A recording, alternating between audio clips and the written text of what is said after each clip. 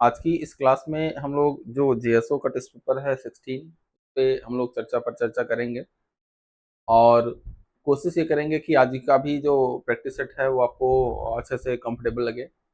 और जो भी यहाँ पे कोर्सेज चल रहे हैं उन पे रजिस्ट्रेशन के लिए उन पे मतलब 11 क्लासेस ने अपने जो डिस्काउंट है मैक्सिमम डिस्काउंट अब तक के वो प्रोवाइड किए हुए हैं और उस पे जाके आप लोग सारी इन्फॉर्मेशन ले सकते हैं। ठीक है, इस पे रजिस्ट्रेशन के लिए जेएसओ बैच के लिए रजिस्ट्रेशन के लिए यहाँ पर मतलब एक टेलीग्राम ग्रुप बनाया गया है जिसमें सभी पीडीएफ वगैरह फाइंड आउट कर सकते हैं। इस नंबर पे समस्या दिक्कत परेशानी में ये इस पे संपर्क कर सकते हैं। और फिर इसके बाद यहाँ यूट्यूब चैनल और ये टेलीग्राम का लिंक मेन चैनल का। अगर आप L1 क्लासेस प्रयागराज आप सर्च करते हैं तो इस लोगों के साथ आपको ऐप मिलेगा जिस पर रजिस्ट्रेशन करके L1 क्लासेस के जो मैक्सिमम डिस्काउंट 90% तक के जो डिस्काउंट अब दिए गए हैं वो उस पे आप लोग उसका छूट का लाभ उठा सकते हैं कि अप टू 90% के आसपास जो है ऑफ है इस समय। ठीक है, और बाकी किसी को कोई समस्या होती है तो इस नंबर पे आप लोग संपर्क कर सकते हैं। जो भी आपको मतलब टेक्निकल असिस्टेंस रहेगा वो प्रोवाइड कर दिया जाएगा। ठीक है, चलिए अब यहाँ पे हम लोग देखते हैं कि ये ऑब्वियस सी बात है, इनसे आप लोग परिचित हो चुके होंगे और उम्मीद यही है कि जस्ट आपकी तैयारी जो है चलती रहे। और जस्ट अभी हमारे ऑफिस में हम लोगों को तो मिलता नहीं बोनस क्योंकि हम लोग गेस्टेड पोस्ट पे पहुंच गए हैं। तो उम्मीद हम ये करते हैं कि जस्ट जो अगली दिवाली आपकी आए तो उसमें भी आपको जो है बोनस के साथ भारत सरकार की सैलरी और या मतलब गवर्नमेंट की सैलरी और बोनस के साथ आपको जो है मतलब वो अगली दिवाली मनाने का मौका मिले, ऐसी हम शुभकामना आप लोगों को इलाहाबाद की पावन धरती से प्रेषित कर रहे हैं। ठीक है, प्रयागराज की हमारी जो पावन धरती है यहाँ से हम उम्मीद करते हैं कि अगली जो आपको दिवाली बीते वो बोनस के साथ गवर्नमेंट ऑफ इंडिया का बोनस मिले और उसके साथ साथ आपको सैलरी मिले, तब आप जो है दिवाली मनाइए। ठीक है, जैसे इन लोगों को तो इस साल जो है ऑब्वियस सी बात है मिला होगा। ठीक है, तो इसलिए जो है मतलब अभी आप लोगों को फिर पढ़ाई पे विशेष तौर पर लग जाना है। ठीक है, चलिए अब हम लोग क्वेश्चन पे आते हैं। क्वेश्चन है 50 क्वेश्चन हैं और कोशिश करेंगे उसको 50 मिनट में फिनिश करने का प्रयास करेंगे। तो यहाँ पर चलिए सबसे पहले देखते हैं, हालांकि क्वेश्चन लंबे हैं, ज़्यादा भी क्लास लंबी हो सकती है, कोई इसमें मतलब इशू नहीं है। तो अब चलिए चलिए सबसे पहले एक्स कंटिन्यूअस रैंडम वेरिएबल है और इसमें पूछ रहा है कि एफ एक्स का मान यहाँ पे 2x है 0 से 1 के बीच में, तो ई एक्स का मान, ई एक्स के लिए आपको बताया गया था एक्स और लिमिट क्या है 0 से 1 और एफ एक्स डी एक्स। ठीक है, तो यहाँ पर ये क्या हो जाएगा 0 से 1 2x और x क्या हो जाएगा 2x स्क्वायर dx हो जाएगा।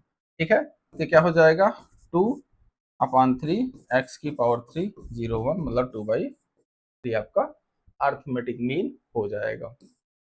Arithmetic mean that is mean या एक्सपेक्टेशन ऑफ x। अगला क्वेश्चन है कि for discrete random variable x taking values 1 2 3 with probabilities. तो यहाँ पर x की वैल्यूज क्या है 1 2 3, px का मान क्या है यहाँ पर 0.2 0.3 0.5। Expectation of x, expectation x discrete case में आपको बताया गया था समेशन लगता है x पर और x px होता है, दोनों को मल्टीप्लाई करके जोड़ दीजिए। तो यहाँ पे 1 into 0.2 plus 2 into 0.3 plus 3 into 0.5, ये क्या हो जाएगा 0.2 0.6 और 1 पॉइंट हो जाएगा, ये 3 बचे 15 3 दूना 6।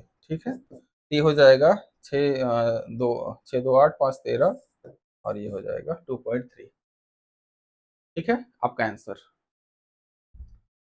अगला क्वेश्चन है हमारे पास कि x is if x is an indicator variable of event A then expectation of x। तो ध्यान में रखिएगा इंडिकेटर वेरिएबल जो इंडिकेटर जो फंक्शन डिफाइंड होता है इसको i से डिनोट करते हैं, इसका मान 1 होता है इफ जो इवेंट है, इवेंट जो भी है इवेंट हैपेंस। ठीक है, और 0 होता है अदरवाइज के केस में। इसी का हमें एक्सपेक्टेशन निकालना है तो ऑब्वियस सी बात है 1 into probability that event happens और plus 0 into probability of otherwise. ठीक है, ये क्या हो जाएगा 1 इंटू इवेंट हैपनिंग की जो यहाँ पे प्रोबेबिलिटी होती है, जो भी यहाँ पे प्रोबेबिलिटी फंक्शन दिया रहता है, यहाँ पे कह रहा है कि इंडिकेटर फंक्शन है तो इसका एक्सपेक्टेशन निकालना है, तो ये इसकी ये मतलब 1 इंटू इसका प्रोबेबिलिटी फंक्शन है, ये 1 हो जाएगा, इसका मान 1 आएगा। ठीक है, इंडिकेटर फंक्शन इस तरीके से डिफाइंड होता है, बस ये ध्यान में रखिएगा, ये वहां पे नहीं बताया गया इंडिकेटर फंक्शन, तो यहाँ से इसको ध्यान में रखिएगा, इंडिकेटर फंक्शन में एक्स का मान 1 होता है। ठीक है, चलिए अगला क्वेश्चन है हमारे पास। चलिए अगला क्वेश्चन है हमारे पास कि if x is an indicator variable of event A then variance of x। तो अब यहाँ पे वेरिएंस ऑफ x हमें बताना है, तो यहाँ पर देखेंगे x एक घटना है और इसका वेरिएंस ऑफ x हमें बताना है, तो वेरिएंस ऑफ x बताने के लिए हमें क्या निकालना पड़ेगा, ई एक्स स्क्वायर निकालना पड़ेगा। ठीक है, एक सेकेंड।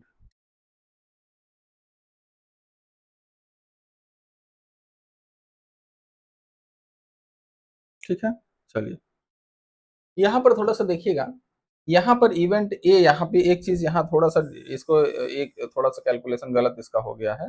एक्चुअली यहाँ पे हमने प्रोबेबिलिटी इसकी 1 डिफाइन कर दी है, प्रोबेबिलिटी 1 डिफाइंड कई कई केसेस में नहीं होती है, तो इसको प्रोबेबिलिटी ऑफ ए लिख देंगे और plus 0 into probability of A complement लिखेंगे। ठीक है, तो ये क्या हो जाएगा कि ये प्रोबेबिलिटी ऑफ ए के बराबर आएगा, ठीक है, ना कि 1 के बराबर, तो यहाँ पर ये आंसर ना होके ये आपका ये आंसर हो जाएगा, क्योंकि ये इंडिकेटर फंक्शन हमारा डिफाइन होता है, प्रोबेबिलिटी जो हमारे इसके हैपनिंग की प्रोबेबिलिटी हम यहाँ पे इवेंट के हैपनिंग की प्रोबेबिलिटी ये मान लेते हैं और इसके नॉन हैपनिंग की प्रोबेबिलिटी ए कॉम्प्लीमेंट। ठीक है, तो यही होता है ना कि वेरिएबल इनटू प्रोबेबिलिटी फंक्शन, ये हमारा पीडीएफ सॉरी इसके एक्सपेक्टेशन के बराबर होता है। अब हमारा यहाँ वेरिएंस निकालना है, तो ई एक्स स्क्वायर हम यहाँ निकालेंगे, क्योंकि ई एक्स उधर निकला हुआ है, 1 square probability of A plus 0 का square into probability of A complement. ठीक है, ये भी हो जाएगा पी ए। ठीक है, और यहाँ पर हमारे पास वेरिएंस ऑफ एक्स क्या होता है, ये होता है expectation of X square minus expectation of X का होल स्क्वायर, ये क्या हो जाएगा probability of A minus probability of A का होल स्क्वायर। एक प्रोबेबिलिटी ऑफ ए कॉमन ले लीजिए, ये हो जाएगा 1 माइनस प्रोबेबिलिटी ऑफ ए, ये आपका वेरिएंस हो जाएगा। ठीक है, हाँ ये आपका वेरिएंस हो जाएगा। चलिए ठीक है, डी ए नहीं होगा, डी नहीं होगा, ये इस केस में यहाँ पे थर्ड होगा। ठीक है, ओके, काहे डिलीट कर देते हो भाई, कोई बात नहीं, क्वेश्चन गलत हो गया तो क्या इसमें।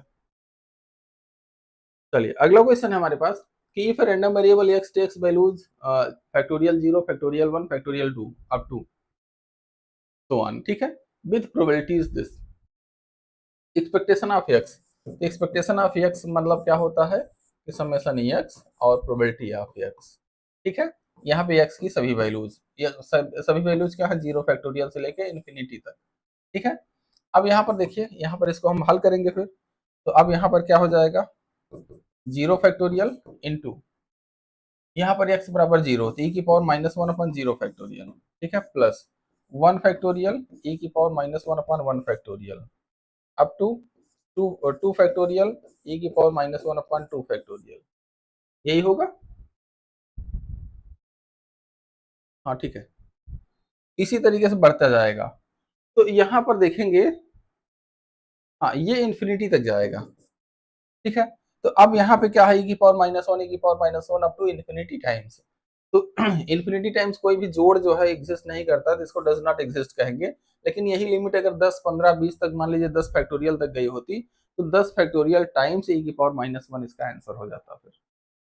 ठीक है, चलिए अगला क्वेश्चन है हमारे पास कि x वैल्यूज टेक कर रहा है this with probability then expectation of x, तो एक्सपेक्टेशन ऑफ x यहाँ पर क्या होगा समेशन x px, तो अब ये क्या हो जाएगा, ये हो जाएगा समेशन x का मान क्या है आई मतलब माइनस 1 की पावर आई प्लस 1 और आई प्लस 1 और 1 अपान मतलब इनको 1 अपान आई और i+1, ठीक है,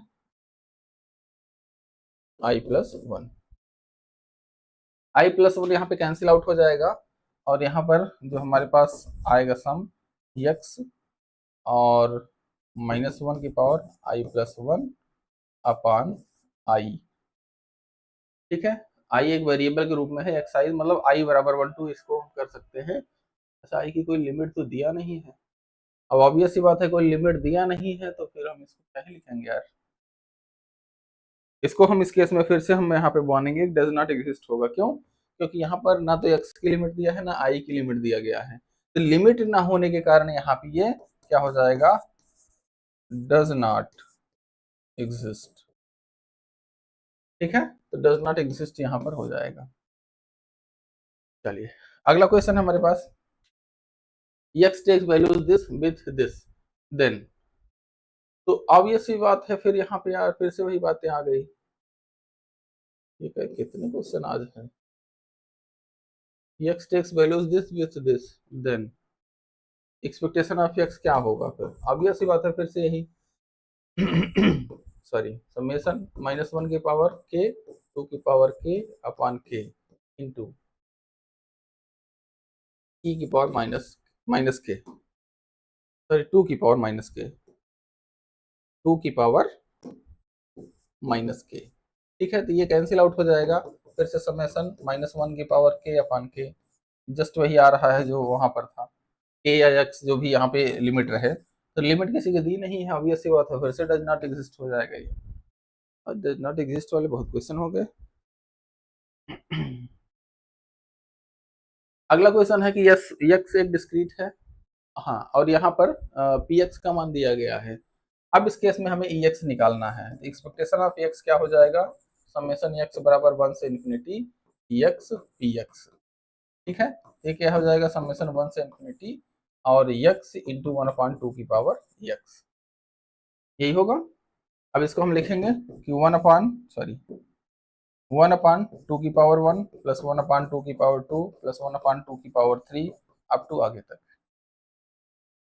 अगर यहाँ पे 1/2 कॉमन ले ले तो 1 प्लस 1/2 प्लस 1/2 का स्क्वायर प्लस अप टू, ये ज्योमेट्रिक सीरीज बन गई, और ज्योमेट्रिक सीरीज बन गई क्या हो जाएगा 1/2, यहाँ पे हम लिख दे रहे हैं into a upon 1/1 minus R 1 minus 1/2, 2 cancel out हो जाएगा, ये हो जाएगा इसका आंसर 1,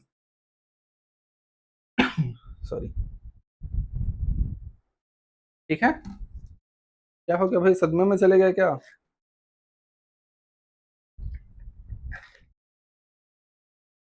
चलिए अगला क्वेश्चन है हमारे पास,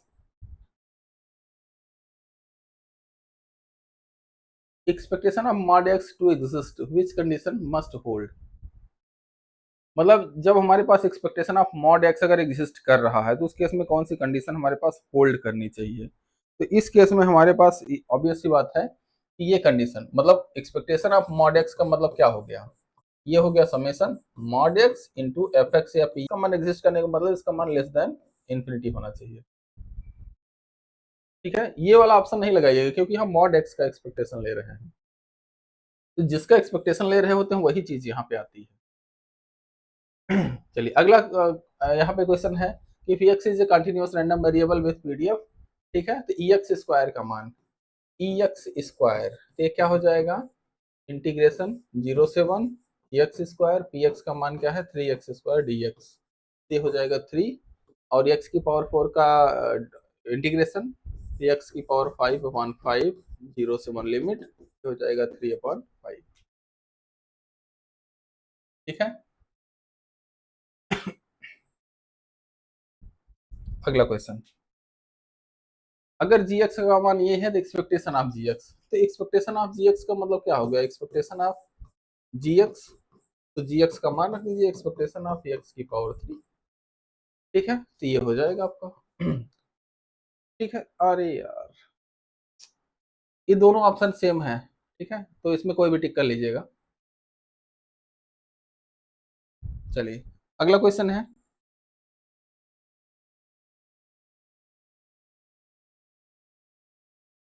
डियर सब क्वेश्चन का अभी क्या है कि प्रैक्टिस करा रहे हैं ना, प्रैक्टिस अभी शॉर्टकट क्या है कि ना कि शॉर्टकट करा देंगे ना, तो बहुत सारे ऐसे लोग हैं ना, शॉर्टकट तो है इसका, इसका जस्ट हम आंसर लगा सकते हैं। शॉर्टकट जो है मतलब यहाँ पे चूंकि एक्सपेक्टेशन के जो हम क्वेश्चन हल कर रहे हैं ना, उसमें शॉर्टकट बहुत कम होता है, इसमें आपको सॉल्व ही करना है। अब ये डिपेंड करता है कि आप इन इंटीग्रेशंस को कितना आसानी से आप हल कर सकते हो। इसका कोई ट्रिक, विशेष ट्रिक नहीं होता है ये, बस इसको जोड़ है, ये जोड़ आप यहाँ पे देखते ही 1/1 1 - 1/2 लिख पाओगे या नहीं लिख पाओगे, ये आपके कैलकुलेशन एबिलिटी पे डिपेंड करेगा।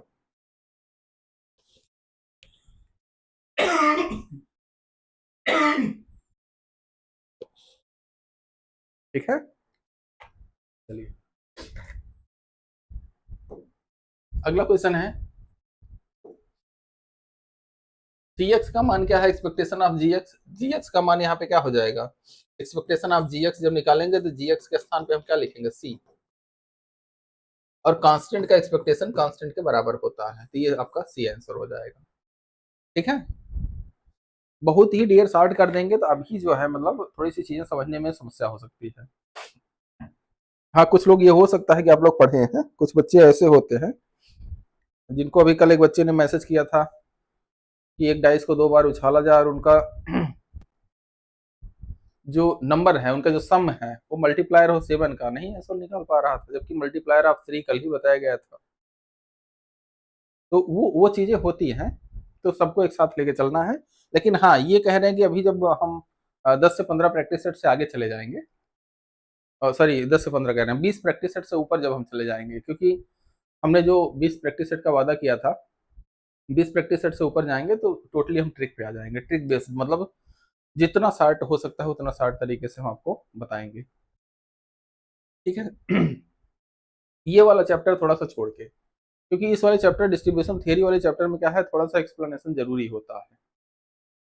चलिए, एक्सपेक्टेड यहाँ जीएक्स का मान आपका दिया गया है और एक्सपेक्टेशन पूछ रहा है, तो अब ये सी बात है यहाँ पे कि expectation of G X is equal to expectation of X minus expectation of X. ठीक है, तो ये एक्सपेक्टेशन ऑफ एक्स हो जाएगा और माइनस यहाँ पे एक्सपेक्टेशन ऑफ एक्स, ये इसके मान के बराबर हो जाएगा। तो हाँ, इसमें इसमें तो कोई मतलब नहीं यार, इसमें ऑप्शन गलत है डियर, इसमें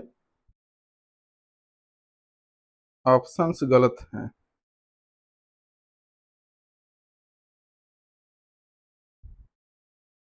ठीक है, अगर ये यहाँ पे एक्सपेक्टेशन, जैसे अगर ये कांस्टेंट अगर कह देता कि जीएक्स यहाँ पे जो हमारा एक्सपेक्टेशन ऑफ एक्स है ये कांस्टेंट है, तो इस केस में इसका मान 0 हो जाता। ठीक है, और इस केस में हम इसका 0 मान लगा सकते थे, लेकिन यहाँ पर इसके ऑप्शंस जो है मतलब कोई नहीं मैच कर रहे हैं।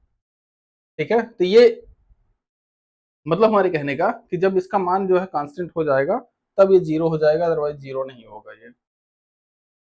अगला क्वेश्चन है कि if X is random variable with this X square, तो variance of X, variance of X क्या होता है, E X, 13 minus E X का स्क्वायर, ई एक्स का स्क्वायर, ये क्या हो जाएगा, 4, इसका आंसर हो जाएगा।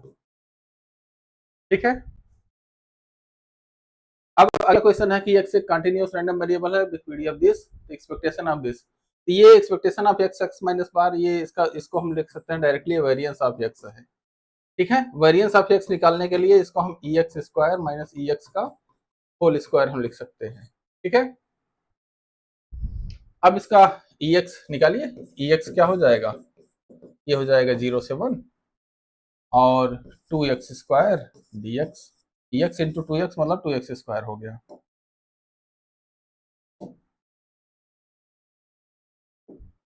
एक्स स्क्वायर डी एक्स, ये क्या हो जाएगा 2/3, ई एक्स स्क्वायर ये क्या हो जाएगा 0 से 1 और ये हो जाएगा 2 एक्स क्यूब डी एक्स, ये हो जाएगा 2 इंटू एक्स की पावर 4/4 0 1 दैट इज 1/2। ठीक है, तो वेरिएंस ऑफ एक्स क्या हो जाएगा 1/2 माइनस 4/9, तो 9 दूना 18, ये हो जाएगा 9 माइनस 4 दूना 8/18, ये 1/18 हो जाएगा। ठीक है, तो 1/18 इसका आंसर हो जाएगा।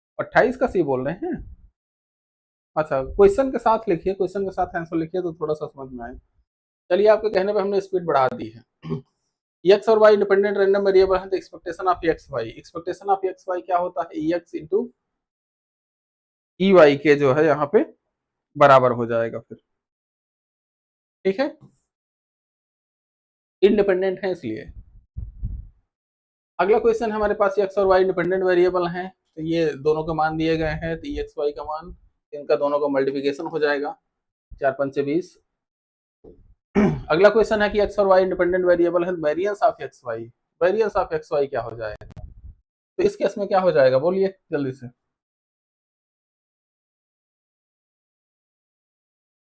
ठीक है, चलिए, वेरिएंस ऑफ एक्स वाई का फार्मूला यहाँ लिखना पड़ेगा, ये नहीं, अब इसमें ये गलती नहीं करिएगा कि एक्सपेक्टेशन जो है मल्टीप्लाइड था तो वेरिएंस भी मल्टीप्लाइड हो जाएगा, नहीं।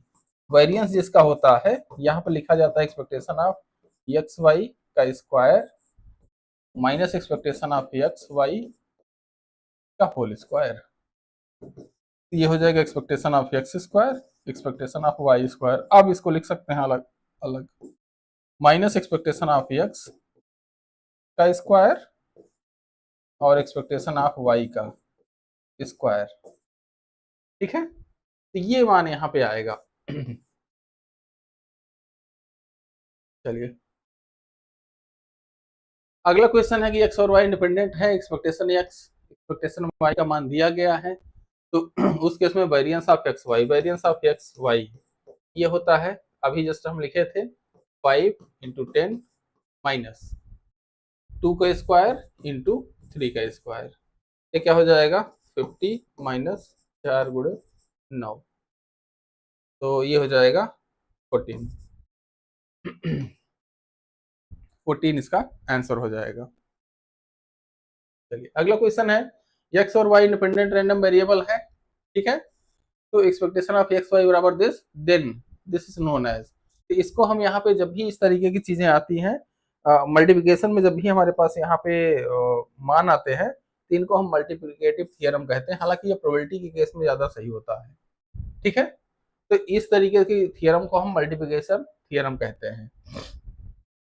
अगला है इंडिपेंडेंट वेरिएबल्स हैं, तो इस केस में यहाँ पर क्या हो जाएगा, expectation of x1 x2 dot dot xn है, ये मल्टीप्लिकेशन का साइन होता है, ये समेशन नहीं है, ये मल्टीप्लिकेशन का साइन है। ये क्या हो जाएगा, expectation of x1 into expectation of x2 into expectation of xn, ये क्या हो जाएगा, इसको मल्टीप्लिकेशन लिख सकते हैं, i बराबर 1 to n xi। ठीक है, तो यही पहला वाला आपका आंसर हो जाएगा। ठीक, अगला question, x1 x2 x3 independent random variable है विथ दिस, तो then expectation of x1 x2 x3 अलग अलग मल्टीपल के बराबर हो जाएगा, तो 3 2 3 6 चौको 24। ठीक है, 2 3 और 4 का मल्टीप्लिकेशन हो जाएगा। अगला क्वेश्चन है कि x एक रैंडम वेरिएबल है एंड a एक कांस्टेंट है, एक्सपेक्टेशन ऑफ ax, तो ये a बाहर हो जाएगा, एक्सपेक्टेशन ऑफ x के बराबर होता है, ये तो पहले ही बताया जा चुका है प्रॉपर्टीज में।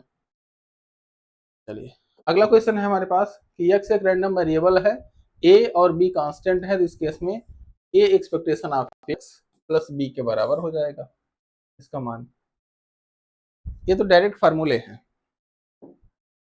अगला क्वेश्चन है कि a एक्सपेक्टेशन ऑफ दिस दिया गया है, यहाँ पर क्या हो जाएगा, एक्सपेक्टेशन ऑफ 2x प्लस 3, इस टाइप के क्वेश्चन एसएससी बहुत पूछता है, 2 एक्सपेक्टेशन ऑफ x प्लस 3।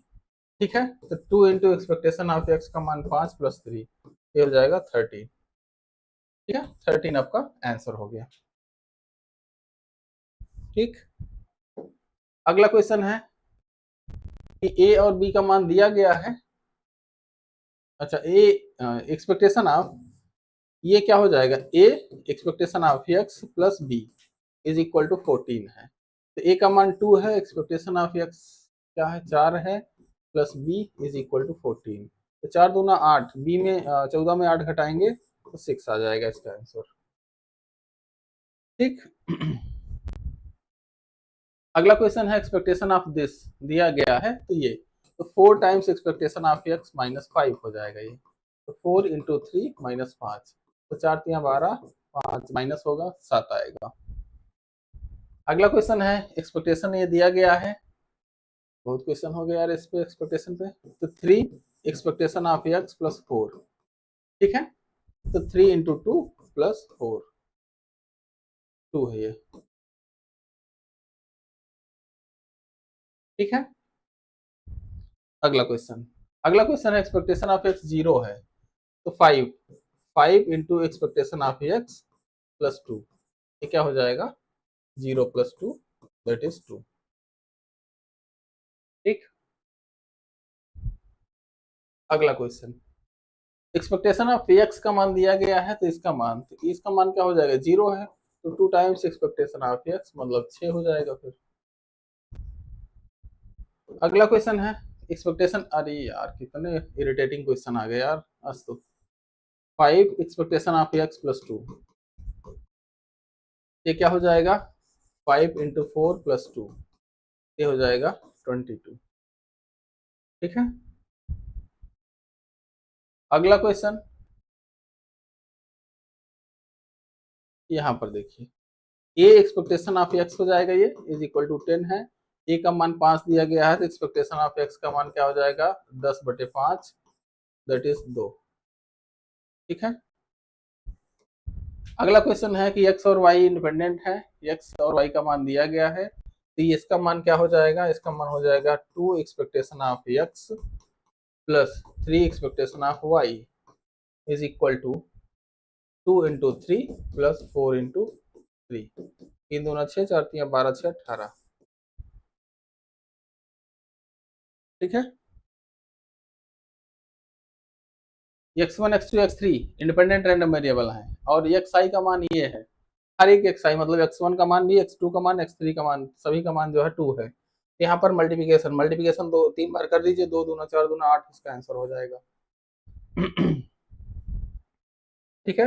अगला क्वेश्चन, x एक रैंडम वेरिएबल है, एक्सपेक्टेशन ऑफ x का मान 5 दिया गया है, तो इसका मान क्या हो जाएगा, एक्सपेक्टेशन ऑफ x प्लस 4, ये हो जाएगा 5 प्लस 4 9। अगला क्वेश्चन, x और y दिया गया है, इंडिपेंडेंट है, तो यहाँ पर क्या हो जाएगा, expectation of x expectation of y, ये दोनों यहाँ पे लिख गए, plus expectation of x plus expectation of y, ये क्या हो गया, 2 इंटू 3 प्लस 2 प्लस 3, 3 दूना 6 2 8 5 सॉरी 3 दूना 6 2 8 3 11, 11 इसका आंसर।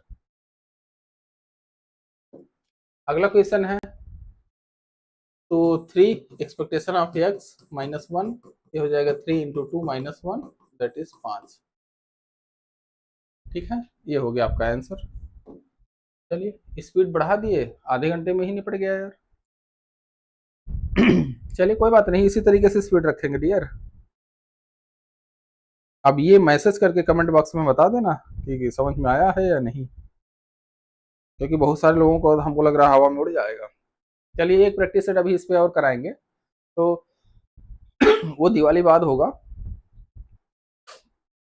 ठीक है। हाँ वो दिवाली बाद होगा, और उम्मीद है कि ज़्यादा से ज़्यादा लोग को जो है ये क्लासेस शेयर करिए, क्योंकि बहुत सारे लोग लग रहा है छुट्टी के माहौल में चले गए हैं, इसलिए लाइव भी कम हुए हैं आज। तो जो भी यहाँ पे अपनी समस्याएं होंगी, वो समस्या दिक्कत परेशानी इस नंबर पे आप शेयर कर सकते हैं।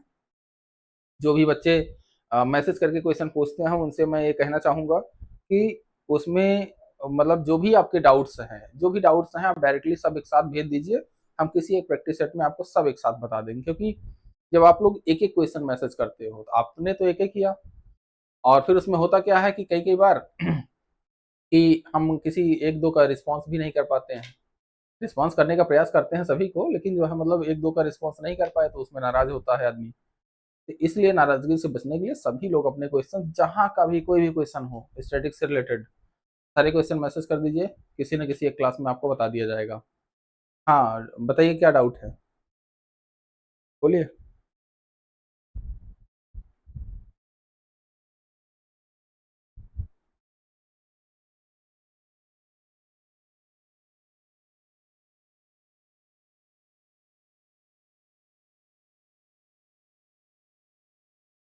बोलो भाई। ये मोड क्या जो है मतलब डाउट क्या है बताएं।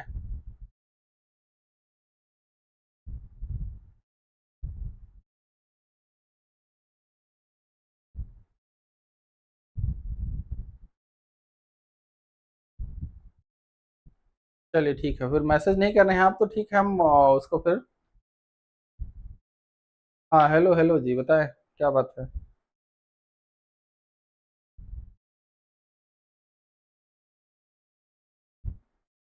एक तो यार आप लोग इतना खतरनाक जेनजीज वाला नाम लिखते हो ना, तो इसमें समझ में नहीं आता मेरे को।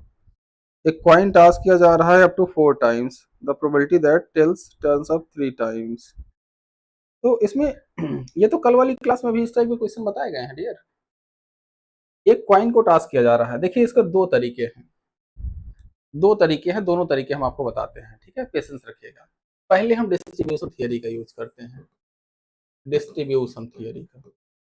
तो आपको यहाँ पे बताया गया है कॉइन क्या है, a coin is tossed tosses up 4 times, मतलब यहाँ पे नंबर ऑफ ट्रायल्स जो है, नंबर ऑफ एक्सपेरिमेंट क्या है, 4 है। और यहाँ पे probability of success, probability success क्या है आपने पूछा, क्या प्रोबेबिलिटी है, टेल की प्रोबेबिलिटी पूछा है। तो टेल की प्रोबेबिलिटी, एक सिक्के को एक बार उछाला जाए तो टेल आने की जो प्रोबेबिलिटी होगी 1/2 होगी, ठीक है। अब ये डिस्ट्रीब्यूशन हमारा क्या होगा, बाइनोमियल, एक्स फॉलोज बाइनोमियल क्या हो जाएगा, 4 1/2। और इस केस में हमारा प्रोबेबिलिटी ऑफ एक्स बराबर एक्स, एन में से एक्स बार सफल होने की, जो बाइनोमियल डिस्ट्रीब्यूशन होता है उसकी कंडीशन क्या होती है कि एक्सपेरिमेंट रिपीट किया जा रहा हो, प्रोबेबिलिटी सक्सेस या फेल होने की सेम हो हर बार, और उसमें फिर एन में से एक्स बार सफल होने की जो प्रोबेबिलिटी हम लिखते हैं, ये लिखते हैं N C X, N C X P, P मतलब सक्सेस की प्रोबेबिलिटी एक्स, और क्यू, क्यू मतलब 1 - पी की प्रोबेबिलिटी, 1 में से 1/2 घटाएंगे तो 1/2 आएगा, और यहाँ पे एन माइनस एक्स, और एक्स का मान 0 1 2 अप टू 4 तक, एन तक होता है इसका मान। अब यहाँ पे 3 आपने पूछा है क्या कि टर्म्स ऑफ 3, तो यहाँ पे एक्स का मान 3 रख दीजिए बस, 4 से 3, 1/2 की पावर 3 और 1/2 की पावर 4 - 3, यहाँ 3 कैंसिल आउट हो जाएगा, 1/2 की पावर 4 बचेगा, ठीक है। तो यहाँ 4 फैक्टोरियल, 3 फैक्टोरियल और 1 फैक्टोरियल इंटू 1/2 की पावर 4, ठीक है, यहाँ पे हल कर दे रहे हैं। तो यहाँ पे क्या हो जाएगा, 4 3 फैक्टोरियल अपॉन 3 फैक्टोरियल और 1/2 की पावर 4 का मतलब 4 16, ये 4 इससे कैंसिल आउट हुआ, एक इससे कैंसिल हुआ, 1/4 इसका आपका आंसर हो जाएगा, ठीक है।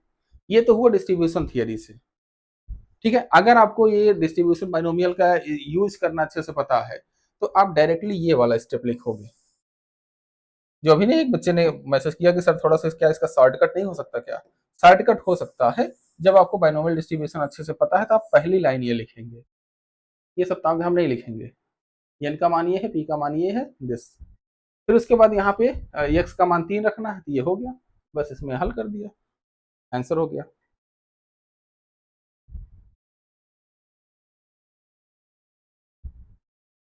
अच्छा अच्छा, ठीक है ठीक है। ओके ओके, के मोड जी कोई दिक्कत नहीं है, ठीक है। ये प्रोबेबिलिटी कल वाली क्लास में, कल शाम वाली क्लास में बताई गई है, कोई इशू नहीं है इसमें। जब भी हाँ, इसका दूसरा पेज, दूसरा पेज ये ऐसे हो सकता है कि एक सिक्के को 4 बार उछाला जा रहा है, 4 बार टास्क किया जा रहा है, तो इसका सैंपल स्पेस लिखिए पहले, सैंपल स्पेस लिखिए। सैंपल स्पेस लिखना एक लंबी प्रक्रिया होगी, जब सिक्के को 4 5 बार उछाला जा रहा है, फिर उसमें जहां 3 जो है टेल आ रहे हैं, वहां वहां की काउंटिंग कर लीजिए, ठीक है। तो 3 बार जहां टेल आ रहे हैं वहां वहां काउंटिंग कर लेंगे, तो ये मान आ जाएगा आपका, जो भी प्रोबेबिलिटी रहेगी, ठीक है। और कोई किसी को समस्या दिक्कत परेशानी।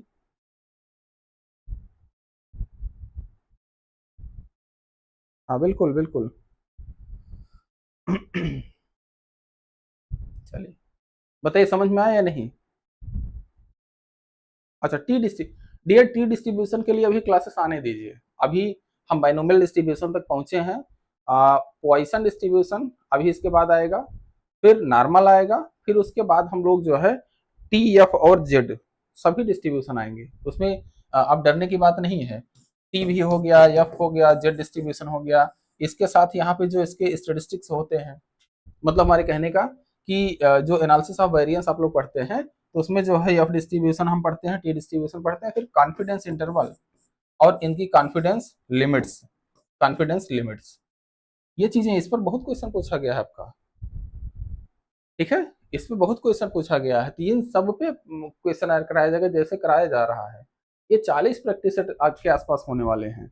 हाँ, बस ये इस बात के लिए हम आपसे क्षमा प्रार्थी हैं कि हम सैटरडे संडे केवल क्लास ले पा रहे हैं अभी, ठीक है। हाँ, काई स्क्वायर भी रहेगा, काई स्क्वायर रहेगा, टी रहेगा, एफ रहेगा, जेड रहेगा, ठीक है। तो इसलिए इस बात का हम यहाँ पे आपसे क्षमा प्रार्थी हैं कि मतलब केवल सैटरडे संडे क्लास हो पा रही है, क्योंकि स्टूडियो हमारा जो है इलाहाबाद में है, प्रयागराज में, और हमारी पोस्टिंग जो है रीवा में है। तो यहाँ पे 120 किलोमीटर के आसपास डिस्टेंस है। तो क्योंकि मंडे टू फ्राइडे जो हम वहाँ वर्किंग होता है, तो सैटरडे सुबह या मॉर्निंग में या फ्राइडे को रात में आते हैं, सैटरडे संडे क्लास लेते हैं, फिर संडे रात में चले जाएंगे, फिर वहाँ से मंडे से ऑफिस, ठीक है। तो ये मेरे साथ प्रॉब्लम है। हम भी पोस्टेड हैं, सीजीएल से ही हमारा सिलेक्शन हुआ था, तो हाँ, तो इसलिए थोड़ी सी भी समस्याएं ये हैं हमारे पास कि इश्यूज थोड़े से जो है हैं अभी, और जल्दी ही हम पेन टैप और टैबलेट वगैरह की व्यवस्था कर रहे हैं, ताकि वहाँ पे रोज जो है रात में 10 बजे के आसपास क्लासेस हो सकें। 6-7 बजे तक ऑफिस से आना जाना होता है, तो उसके बाद पेन टैप रहेगा, तो उसके बाद सारी क्लासेस आपकी, चाहे आपका स्टैटिक्स हो, चाहे आपका जीएस वगैरह का भी जल्दी ही हम प्रैक्टिस सेट शुरू करेंगे, आपका जो सीजल के लिए है, सीजल के लिए कंप्यूटर, और कंप्यूटर जो मेंस में पूछा जाता है उसके लिए क्लासेस अभी दिवाली के जस्ट बाद से शुरू हो रही हैं। उसके बाद जितना भी यूजीसी का भी जितना प्रैक्टिस सेट रहेगा वो सारा प्रैक्टिस सेट आपको कराया जाएगा, ठीक है।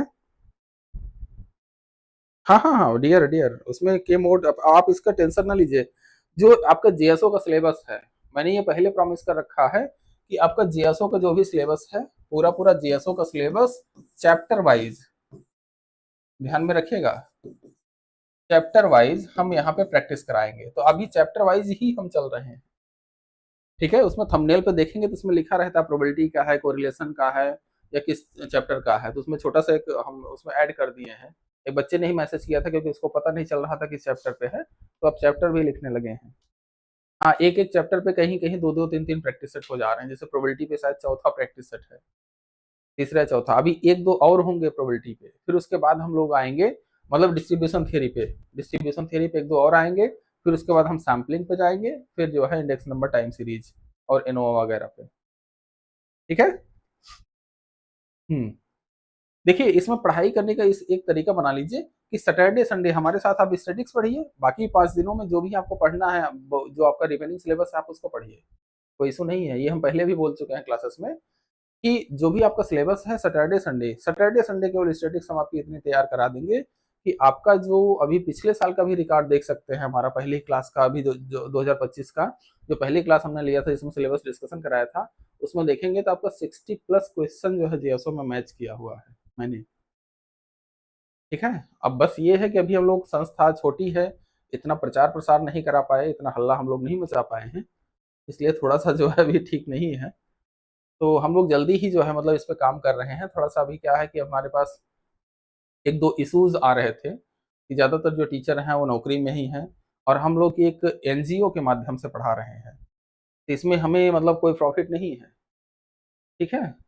हाँ, एक एनजीओ के माध्यम से, ये L1 जो है ना वो लर्निंग फर्स्ट, यहाँ पे जो नाम लिखा गया है ना, कहाँ गया ये ये जो यहाँ पे L1 लिखा गया ना, ये लर्निंग फर्स्ट एक जो है एनजीओ है, और एनजीओ के माध्यम से मतलब यहाँ जो है यहाँ पे हम लोग इसको मतलब ये हम लोग एजुकेशन पे ही, एजुकेशन सेक्टर से ही जो है काम करना चाह रहे हैं कि देश में एजुकेशन का बुरा हाल है, तो एजुकेशन सेक्टर पे में सुधार हो, और एजुकेशन सेक्टर में सुधार हो थोड़ा सा तार्किक, मतलब आपके पास नॉलेज हो, ऐसा नहीं कि बस रटन विद्या रट रट के पास होते चले गया और उसके बाद कोई मतलब नहीं इनसे, ठीक है।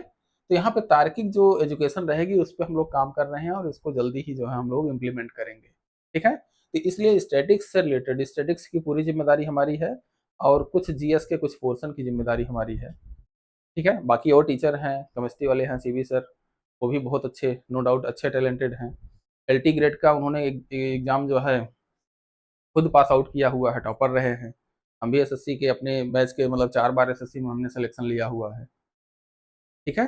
तो इसमें इशू नहीं है, 4 बार हमारा एसएससी में सिलेक्शन हुआ है, 2012 का रिजल्ट है, 2013 का है, इलाहाबाद रेलवे में सिलेक्शन हुआ था, ज्वाइनिंग नहीं किया, रेलवे की नौकरी थोड़ी सी पसंद नहीं अपने को, कारण ये है कि डे नाइट ड्यूटी के कारण।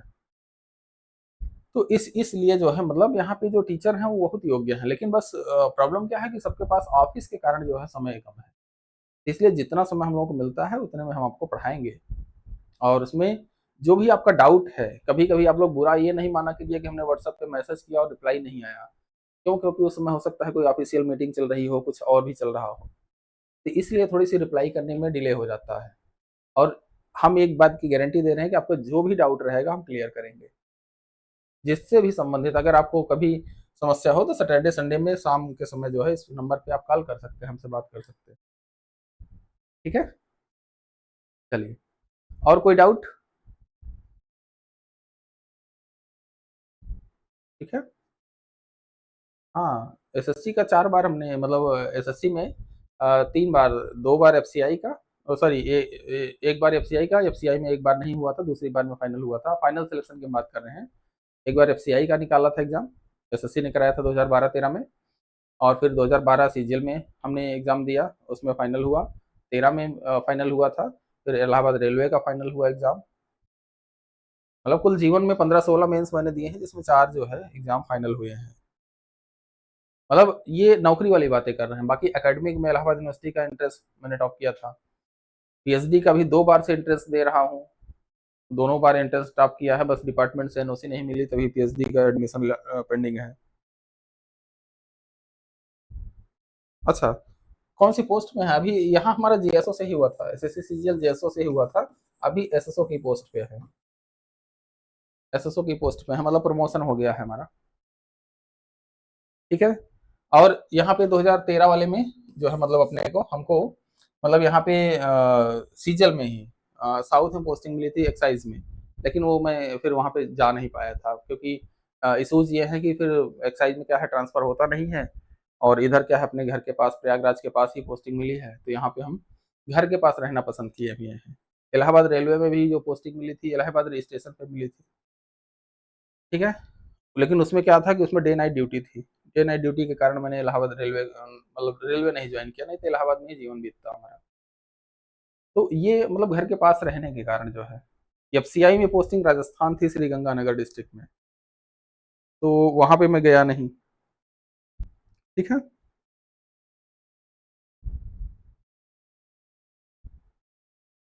अच्छा ठीक है, अगला एक क्वेश्चन और का हम आपको बता दे रहे हैं, ये जो आपने मैसेज किया हुआ है ना, चलिए ये क्वेश्चन भी हम बता दे रहे हैं। इसमें आपने क्या मैसेज किया हुआ है कि अगर यक्स फॉलो कर रहा बाइनोमियल एनपी, मतलब ठीक है, इसमें एन का मान दे दिया गया है, अच्छा मीन और वेरिएंस दे दिया गया है। ठीक है, मीन मीन यहाँ पे क्या होता है, बाइनोमियल डिस्ट्रीब्यूशन का मीन क्या होता है, एनपी होता है, और इसका मान आपने दिया है 15। वेरिएंस क्या होता है, एन पी क्यू होता है, और इसका मान 10 है। अब दोनों में डिवाइड कर दीजिए, N P Q upon N P, इसका मतलब क्या हो जाएगा, ये क्यू आ जाएगा, एन पी एन पी कटा क्यू आ गया, क्यू का मतलब 1 माइनस पी, और यहाँ पर डिवाइड करेंगे तो क्या हो जाएगा, ये 10/15। ठीक है, ये क्या हो जाएगा, 2 पंचे 10, 2 5 दूना 10, 5 दिया 15, तो क्यू का मान क्या हो गया, 2/3। पी का मान क्या हो गया, 1/3। ठीक है। अब मोड, मोड का मतलब, मोड निकालने के लिए आपको बताया गया था क्या, n+1 इंटू पी का मान हमें फाइंड आउट करना है पहले। तो n+1 का मान क्या हो जाएगा, n का मान यहाँ पे, अच्छा यहाँ पे n का मान भी निकालना पड़ेगा, तो यहाँ पे n का मान हम यहाँ निकाल दे रहे हैं डियर।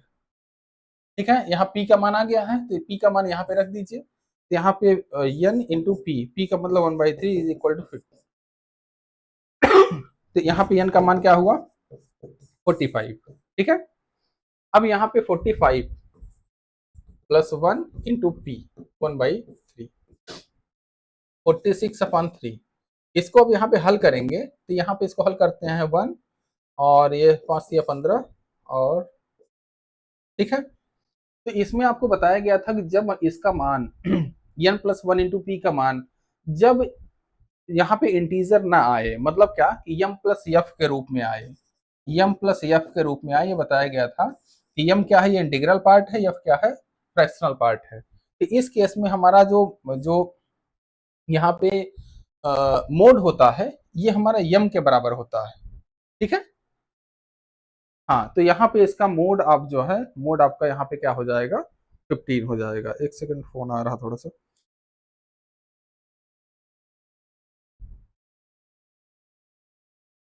ठीक है, ठीक है, ठीक है।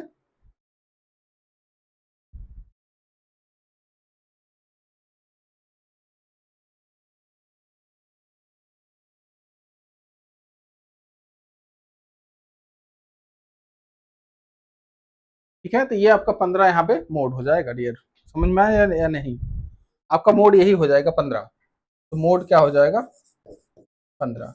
अगर अगर यही मान ध्यान में रखिए, यहीं पे हम समझा दे रहे हैं, अगर यही मान आपका कुछ इंटीजर के रूप में आता है, इंटीजर, तो इस केस में यम और यम माइनस वन दो मोड होते हैं इसके। इंटीजर का मतलब ये कंप्लीट नंबर आ जाता। ठीक है, जैसे 15 केवल नंबर आ जाता, तो इसका 15 और 14 दोनों मोड होते हैं। ठीक है, हाँ, अब क्या कह रहे हैं?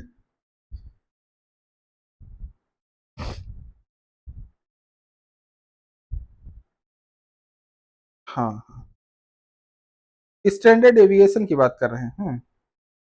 ठीक है, ये सब क्वेश्चन डियर भेज दो, ये सब करा देंगे। अभी मीन वेरिएंस जो आप ये पूछ रहे हो ना बाइनोमियल का, भी यहाँ तक आए नहीं, जैसे अगली क्लास में आने वाले हैं इस पे। ठीक है, ये हम समझ रहे हैं किसी पेपर का होगा, तो ये आप क्वेश्चन पूरा पेपर उठा के भेज दीजिए, पूरा सॉल्व करा देंगे। अब मैच क्या है, मैच में स्कोर क्या किया है किसी बैट्समैन ने, मान लेते हैं एक्स है 50, 70, 82, 93 एंड 20। ठीक है, पूछ क्या रहा है, स्टैंडर्ड एविएशन पूछ रहा है। तो स्टैंडर्ड एविएशन निकालने के लिए क्या करते हैं, पहले एक्स बार फाइंड आउट करेंगे। एक्स बार के लिए यहाँ पर इसको क्या करेंगे, जोड़ेंगे। ठीक है, इसको जोड़ लीजिए, टोटल सम निकाल लीजिए। तो समेशन एक्स क्या हो जाएगा, 2, 3, 5, 3, 2, 5 हुआ, 4, 2, 6, और 8 से 14, 6, 20, 21, 21, 5, 26। ठीक है, फिर एक्स बार का मतलब क्या हो गया, एक्स बार का मतलब हो गया कि यहाँ पर 265/2, 2, 4, 1, 5 है, 5, 5, 25, 1, 5, 3, 15, 53 आएगा। तो यहाँ पे x माइनस एक्स बार एक टर्म हम निकालते हैं। तो x में माइनस एक्स बार का मतलब क्या होगा कि हर एक x में अब हमें 53 माइनस करना है। तो -3 हुआ और इसमें माइनस करेंगे तो ये हो जाएगा 7 और 17, और यहाँ पर क्या हो जाएगा, नहीं 7, हाँ 70 है, ठीक है, 10, 80, तो ये 27 हो जाएगा, सॉरी। हाँ, 1 मिनट माइनस कर लेते हैं, 12 में से 3 जाएगा 9, और ये 2, और ये क्या हो जाएगा 43 -10, और यहाँ पे माइनस में क्या हो जाएगा 20, 30, 50, 37। ठीक है, ये क्या हो जाएगा 3, 3, 6, 9, 7, 16। ठीक है, तो अब इसका टोटल सम निकालना होता है, एक्स माइनस एक्स बार। यहाँ टोटल सम करिए, और ये क्या हो जाएगा, पहले माइनस वाला जोड़ लीजिए, तो 17, 3, 33, 3, 36, 10, 46, माइनस में 46, प्लस ये कितना हो जाएगा, और 9, 7, 16, और 3, 1, 4, 46, ये जीरो हो गया डियर। यहाँ पे स्टैंडर्ड एविएशन का मान क्या होता है, under root variance of X, और इसका फार्मूला क्या होता है, expectation of X minus X bar का होल स्क्वायर। ठीक है, तब यहाँ x माइनस एक्स बार ही जीरो हो गया है, तो यहाँ पे जीरो का स्क्वायर करिए तो जीरो हो जाएगा। ठीक है, स्टैंडर्ड एविएशन आपका इसके लिए जीरो हो गया। ठीक है, चलिए।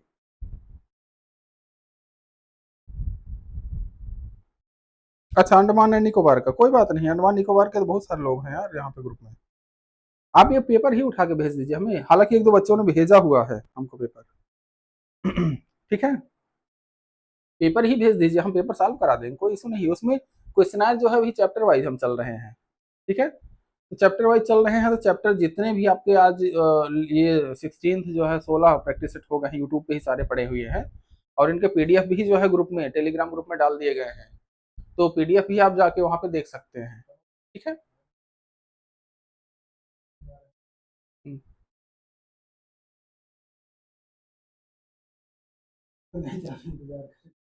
तो तो चलिए फिर यहीं पे हम क्लास अब ब्रेक करते हैं आज की, और उसके बाद जो है हम लोग यहाँ पे अगली क्लास में अब मिलेंगे, ठीक है।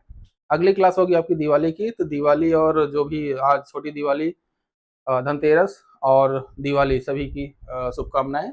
और यहाँ पर जो ये लिंक दिया गया है, इस लिंक पे जाके आप सारे कोर्सेज की जानकारी ले सकते हैं। इसमें एक मैसिव डिस्काउंट दिया गया है, जिसपे आप रजिस्टर करके कोर्सेज जो चल रहे हैं उसका फायदा उठा सकते हैं, ठीक है।